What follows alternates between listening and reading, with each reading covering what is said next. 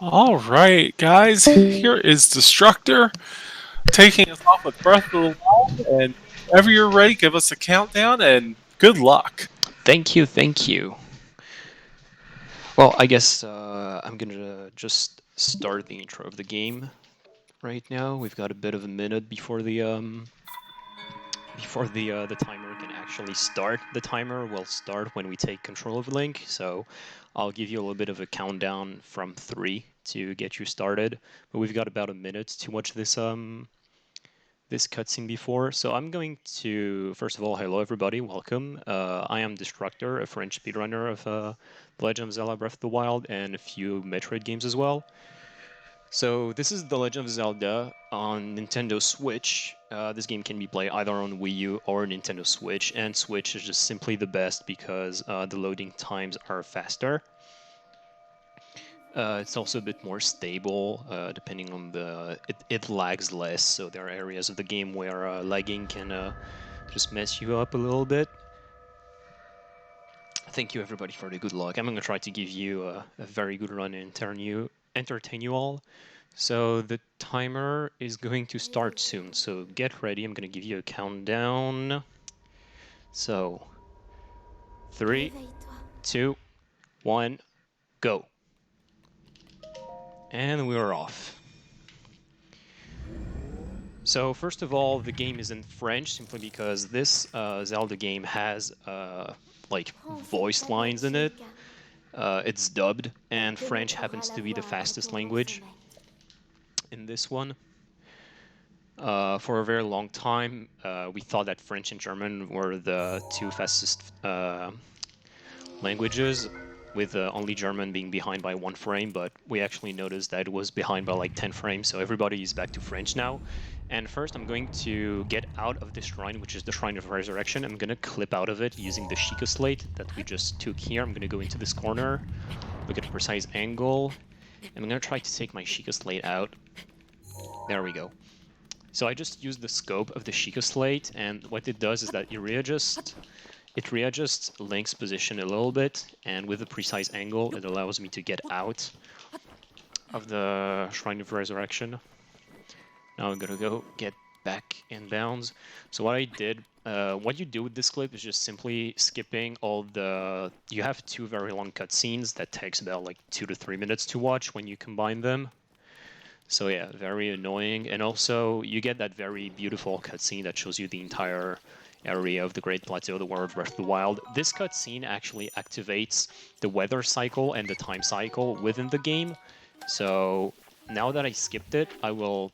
The weather just will stay the same for the whole game, so no rain, hooray. If you've played Breath of the Wild, you know that rain is a true pain. And the time will be stopped. I think it's 5:15 a.m. in the morning, 5:15 a.m. So no problems with that. Here we are in the Great Plateau, and for now we're just going to collect some equipment. Here you can see that I salvaged a pot lid and an axe using this pot lid, and a few shield jumps to surf over the snow, which is a very fast way of moving naturally on those slopes.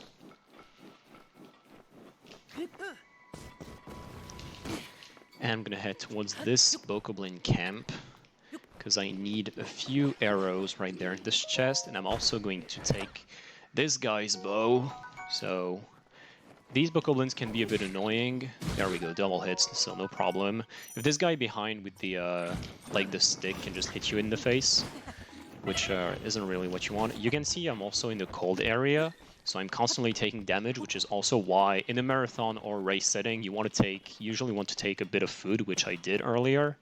But even without eating food, you can just survive on half a heart like this, which is what I did. Heading towards the first shrine of the game, and we're going to see a very important trinket, which is called a skew clip, or shield clip, rather. I'll just try to get it. It doesn't look too good. I don't think my skew is good. Okay, I'm gonna reset it a little bit. And go back. Okay, we're good. We're through. So, the skew clip, so the mechanics is that when you land on a slope with your shield, the game is going to remember the angle of the slope or something like this. And then when you do a shield jump and that you take off your shield mid-air, Link will tilt in a like sideways depending on the angle that you are on. And with that, you can get through certain walls, which is what we do to get inside the different shrines for the Great Plateau. The thing is that the shrines are only open, well, you can open the shrines with the Sheikah Slate, but only if you activate the Tower of the Great Plateau, which is something I didn't do because it's just way too long. So now that we can clip inside those shrines, we don't need to do this. So I got the first rune for the Sheikah Slate, which is the stasis one, which allows you to stun a few objects. And simply going to get through this one. A little bit of a shield jump right there, so you don't have to hit that boulder. And we're across. So what you do, simply for the Great Plateau, there are 4 shrines that you have to complete, which are basically just... The Great Plateau is the tutorial area. And you have to complete all 4 shrines of the Great Plateau before getting out, which also allows you to get all 4 runes for the Sheikah Slate that you're going to use throughout your adventure into this massive world. Right there, you can see I skipped the cutscene a bit later. I could have skipped it earlier, but basically, when you skip it after the text of the monk disappears, the loadings are way faster. So it is better to wait and then skip rather than skip instantly. If you skip instantly, your loading will be much longer and is going to take much longer to get out of the shrine. Here we have a little bit of the dialogue with basically the King of Hyrule, but oh my god, sorry, I spoiled you the game. I'm sorry about that. But no, dialogue with the old man, the king, which he asks us to get all the shrines before giving us his paraglider.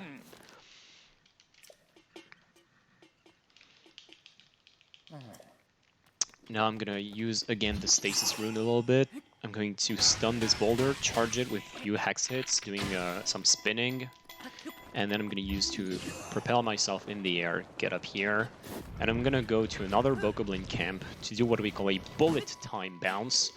I'll get it, and then I'll explain you. It's just extremely hard in this game because the tricks just chain themselves together so fast that it's so tough to keep up. And that's it. I'm using a Bokoblin basically to bounce off his back and fly up in the air, doing a few switches around with my axe to manipulate the loads. Doing a full damage cancel, which I will explain as well, to get to the Shrine of Cryonis. I'm going to do another shield clip right there, but right now I'm going to do it through the door. No, I need to get... I have a specific frame to get. And I got it. Nice. So that's what we call an EST, an extended shield clip, which is much harder than the regular skew clips because there's a specific frame that you need to get to take off your shield and such. It saves a little bit of time compared to the classic method to get inside the shrine. So it's not, it's always, how can I put that? It's very, can be very inconsistent and it's easy to lose time with it. So yeah, not very recommended for, let's say, beginners. So about the bullet time that I did, the point is that I manipulated the Bokoblin's position to do a shield jump and then activated bullet time over him, and then I bounced off his back. What happens is that when you are in bullet time, then you get a boost in speed, and you get out of bullet time, your speed is multiplied by 20, which just sends you so high and so far in the air, which is amazing to travel for long distance. Bullet time really is broken, and it's also how you may have seen these different clips on Twitter of Guardians flying away with people, sending Guardians so far away from ice pillars. It's because they're using this bullet time mechanic. When you activate bullet time and then get out of it, the speed of the object that is taking speed is just multiplied by 20. That's how these Guardians are flying so high in the sky. And that's also how I fly in the sky. So I got the second rune right there, which is Cryonis. Quite useless, honestly. Even casually, you don't really use it so much. Here's the Magnesis BTB. So you see all the setup I have to do. I have to shoot an arrow to lure the bokolins in a specific position, set up my angle, then set up my timing. It's not amazing, but yeah, you know what? I'll take it.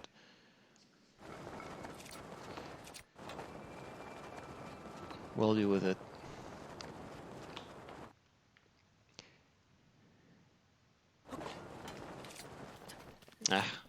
It really wasn't good. So what happened is that you also need to activate bullet time at a very precise timing. I should have reset, honestly. I should have reloaded so to give it another try. Now I have to just walk to the shrine all the way here. But if you get it at the right time, you can simply just get a bullet time bounce all the way to the shrine. Gonna break those crates to get perhaps some food and some arrows as well. There we go. And I'm gonna set up another shield clip. Gonna get my skew. And trying to clip inside the shrine. Which one is a bit tougher.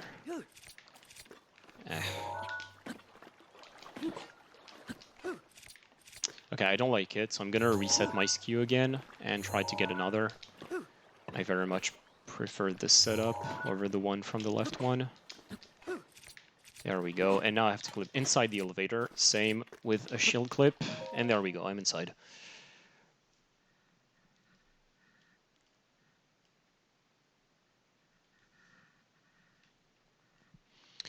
So naturally you saw that with these bullet time bounces you go super high super quickly, and you have to survive the fall, because when you take off your shield you're going to take fall damage, but we simply do what we call a fall damage cancel, which is quite easy to execute. All you have to do is you have to hold a two-handed weapon such as the axe I have right now, or a very long sword such as a claymore or the Edge of Duality, and you have to start the throwing animation and then cancel it by either unequipping this weapon or by equipping or unequipping your shield. And what it does is that when you do this and it interrupts the throw animation, it resets the height at which the game thinks you are. So basically it just restarts the height counter to 0. So if you do it close enough to the ground, you will simply not take any fall damage, no matter if you started from even if you start at the highest point in the game. So now the third shrine is completed, Magnesis, and only one shrine left to do.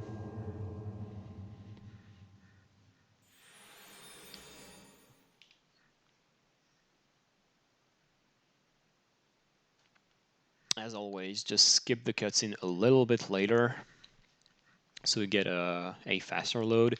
Here I'm gonna get towards this other Bokoblin kit, but by doing what we do, a box walk, I'm simply gonna use stasis to charge this box and try to walk on it just like this, and I'm here.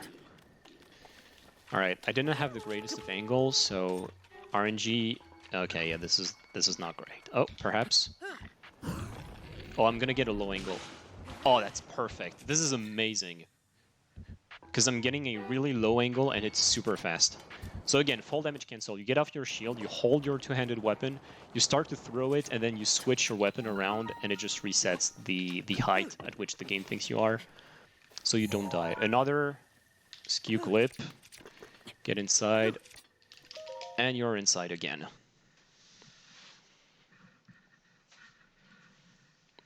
We have very precise and consistent setups for these, so it's very much about knowing how to execute them quickly.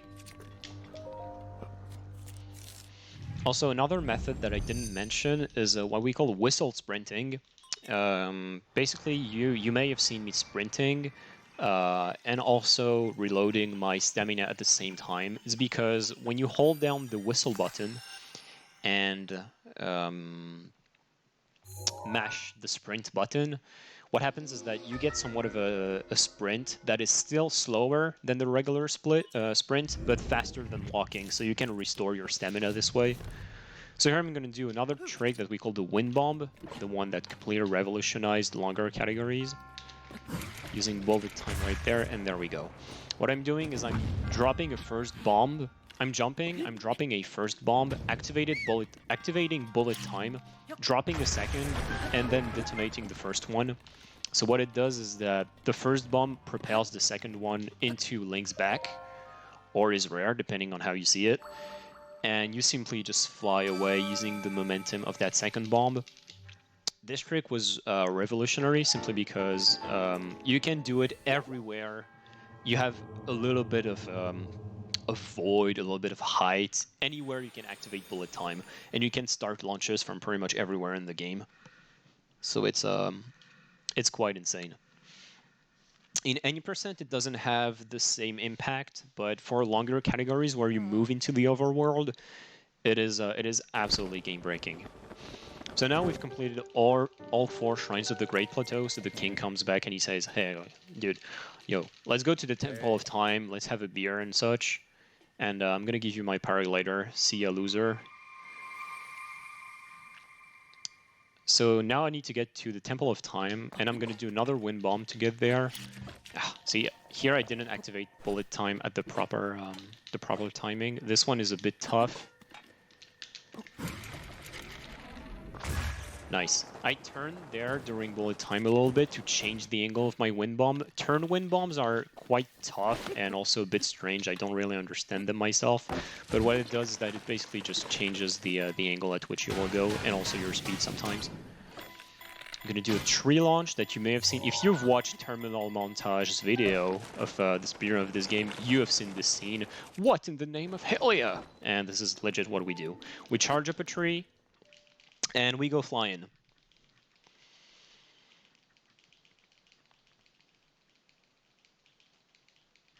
And now we're in Temple of Time. We have a few cutscenes that we simply need to skip. And now we have the paraglider. And the first half of the game is done, basically the tutorial, and now it's all about instantly going to Hyrule Castle. Because yes, in any percent, you legit go from the Temple of Time to Hyrule Castle. It's time for the hardest BTB in the game, the Castle BTB. So I'm gonna try to focus a little bit for this one. Gotta set up myself properly.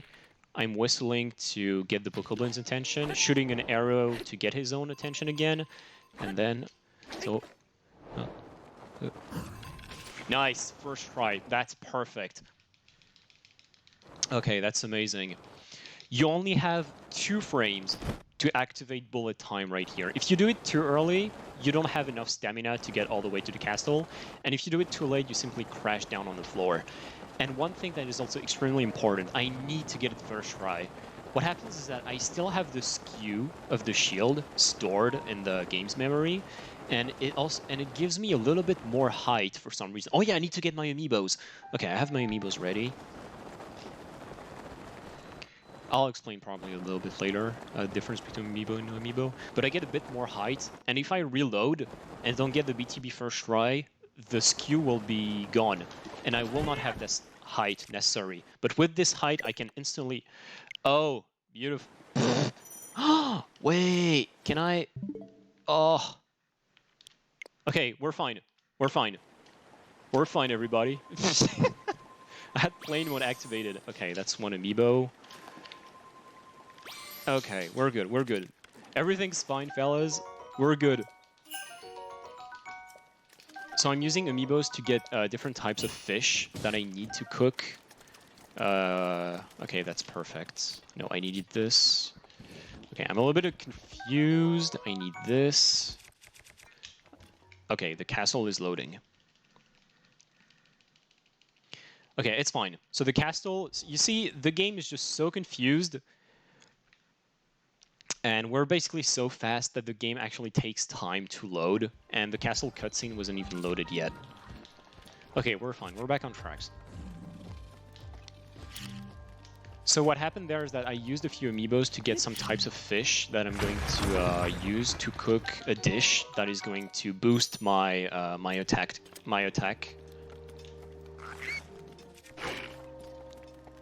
And in no amiibo, you have to get those ingredients in a way that includes RNG, so Amiibo is just much better for this, which makes the run a little bit faster. So now that we're in Hyrule Castle, what we're gonna do is we need to basically just gather equipment. Oh nice, 5 bomb arrows. This is really good. Okay, 5 bomb arrows is great, but the rest of the arrows is quite poopy, not gonna lie. Here I wanted some arrows with this crate, but despite the 5 bomb arrows bundle, it's really not good. The rest of the arrows were not good, so I'm gonna need to get a few more a bit later.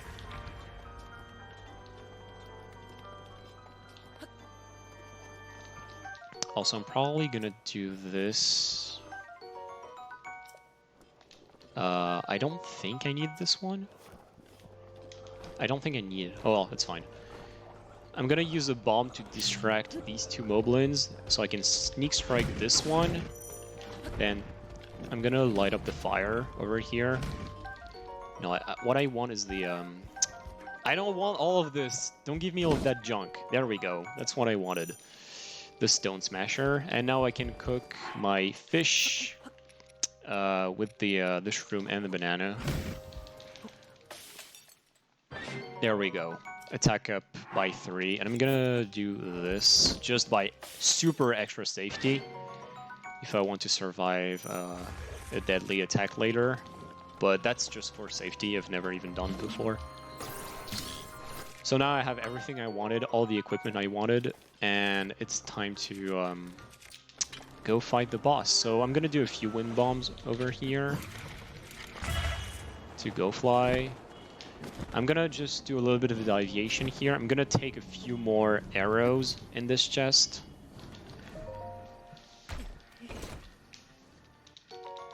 Because I don't have the greatest arrow count. Gonna eat a little bit, because I need health to wind bomb naturally. Ugh! Oh lord. Okay. I hate this wind bomb. Yeah, it's fine. It's fine. No link. How do I get out from here? This is a run of a professional, guys. I am a professional.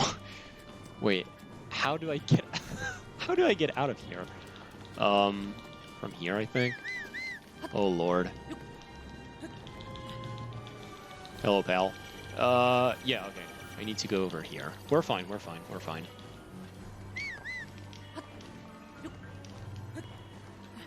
Gonna wait for my stamina to refill a little bit, and another jump, and we are to the sanctum where we're gonna fight the last few bosses. So I'm gonna do a quick setup right here. And I'm going to set up for what we call Wind Blight skip, basically the first blight of all 4 blights that you have in the game.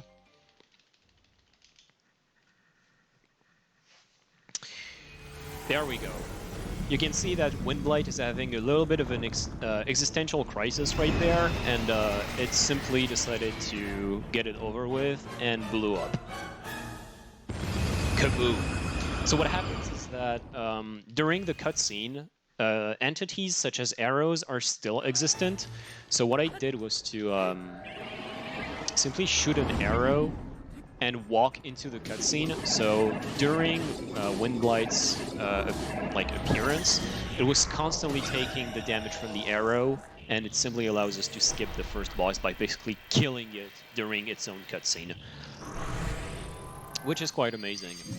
So now we have to fight all 3 blights remaining. Here we have Water Blight. Also, something I should mention that I didn't say, for about 2 months there has been a different route that was found for Breath of the Wild. I am not doing this route because I am lazy and I haven't learned yet, but it you have a very different weapon management, because there's an entirely different route throughout the castle. And a route that also completely negates arrow RNG, because you have a very specific set of arrows that you need to use, and, well, Lots of RNG is gone out of it, but it's something I haven't learned yet.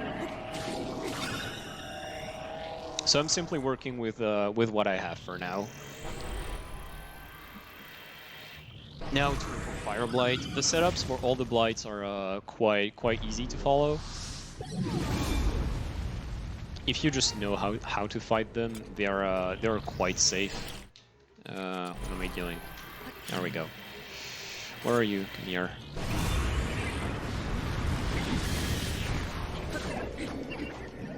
Oh, that wasn't great. Okay, let's hope I can finish it in one cycle. So you can see here, I'm starting my... one hit away. Well, that's fine. I'm starting my spin attacks facing backwards. It's to do something that we call double hits. I also used this mechanic on the tree launch earlier, right before Temple of Time. When you start a spin facing backwards, or rather with your back facing your targets, you can see double, double. The target is taking 2 hits in 1 rotation. So you just double your DPS, which naturally on bosses is quite game breaking. And wow, those arrows are... Wow, okay, wait. Those arrows are insanely bad. I never realized. Wow. Okay, so I only have bomb arrows left. This is insanely bad. Okay, I need to be careful. Okay, I'm fine. I'm not.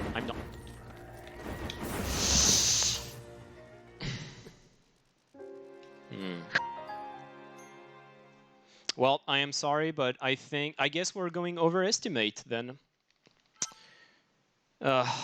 Okay. So what happens with the boss rush is that if you die during the boss rush, you have to do it over again entirely. So yeah, it really, really sucks. Yeah, so that's what they meant when they said that bomb arrows don't work on Thunderblight. I should have known better. Yeah, honestly, it really is super unlucky because I got really, really bad arrows. This is super unlucky, honestly.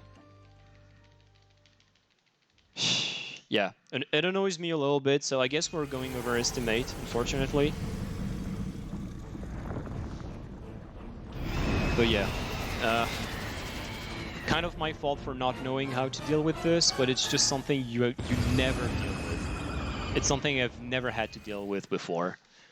So yeah, it really, really sucks. So the bomb arrows, for some reason, just don't knock Thunderblight onto the ground, just like the other type of arrows. Okay, so I need to make sure... but I can't make him fall. How can I do this? I don't even know. I need all of these arrows. Can I use a bomb arrow for Water Blight, perhaps?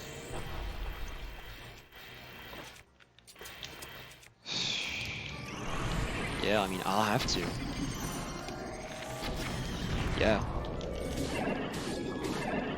Oh my god, it's taking so much damage from it. Yeah, that's, I am so messed up. I am so confused.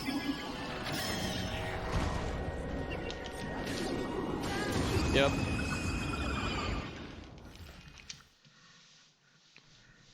Oh well, it's fine. It's fine. We're back on tracks.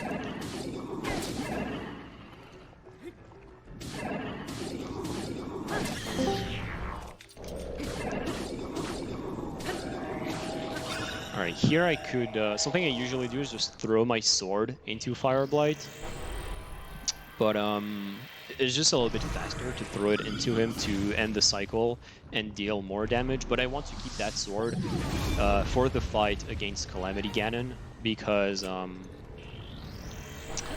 well, I don't have the greatest amount of arrows right now, so I want to keep that sword for extra damage. Also, I think I saw someone talking about using the things, like the different poles. Oh, that's an early get-up. This is unlucky. Fire Blight just decided to get up early, and this is completely RNG. Yeah, I completely forgot about using the pulse to kill Thunderblight. It is indeed the intended strat, and I just completely forgot that was a thing.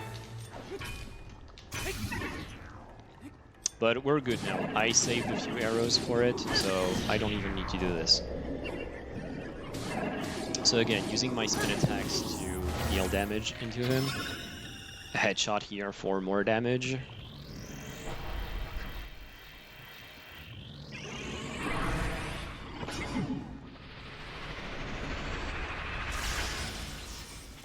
Thunderblight is just insanely punishing if you don't get it right, and well, you definitely saw that. Gonna use my boomerang right there to break his shield. And then using an arrow, that's legit.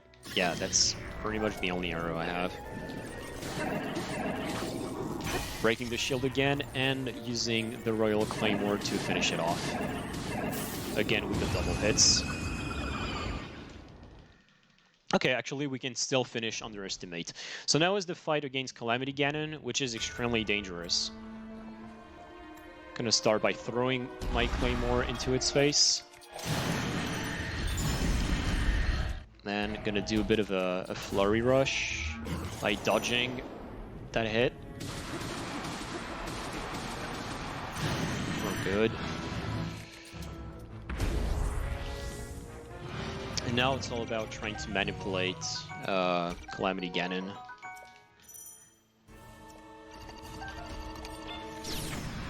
So what you want to do is get as many headshots as possible onto him, because headshots deal double damage.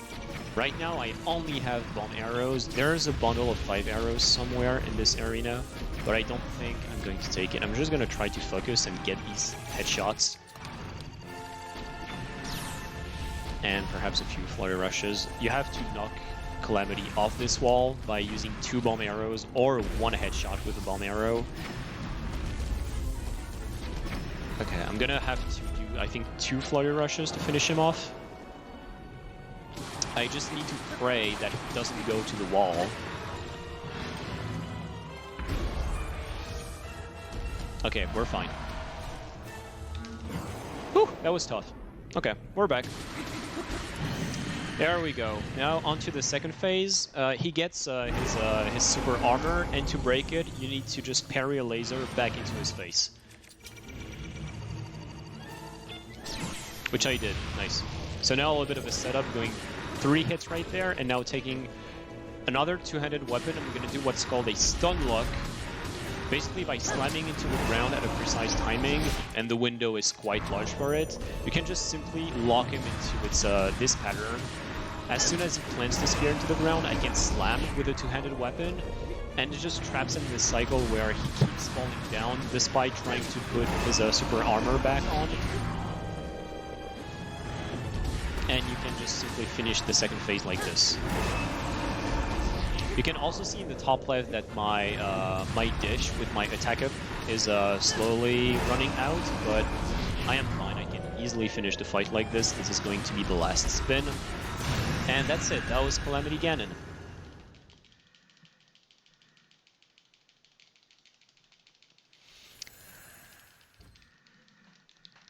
Well, despite that death on Thunderblight, we're still on pace to finish under 35 minutes, which is which really wasn't something that should have happened for me. I really thought it was over, but no, we're good.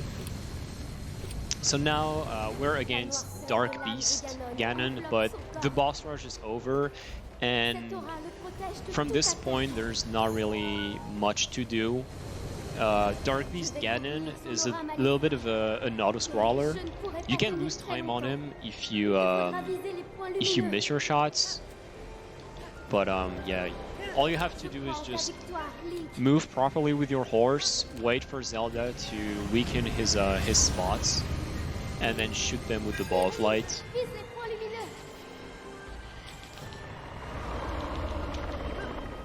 And yeah, you can see that my my attack up dish just ran out, so we're good. So I'm gonna just talk a little bit about the difference between Amiibo and no Amiibo. I have a 27 minutes and 13 seconds PB for Amiibo, and a 28 minutes 1 second PB for no Amiibo. What happens for no Amiibo is that since you don't get those extra fish drops that you cook for the attack of dish that I just did in this run, for example, the box is a little bit annoying. There we go. You have to get a beetle right before the Temple of Time, which is a source of RNG that you're going to cook later on. And you also have to rely on getting a banana drop in a crate. So it just adds extra elements to pick up, extra RNG. So it's Amiibo is both faster and more comfortable to run. So for a marathon, it's definitely quite better. And there we go. Only one last shot needed. Calm down, horsey. Calm down. And yeah, well, that's pretty much it. Only one last shot to hit on Dark Beast's eye. And time is coming up when the arrow connects. I forgot to tell you, I'm sorry about that. And time.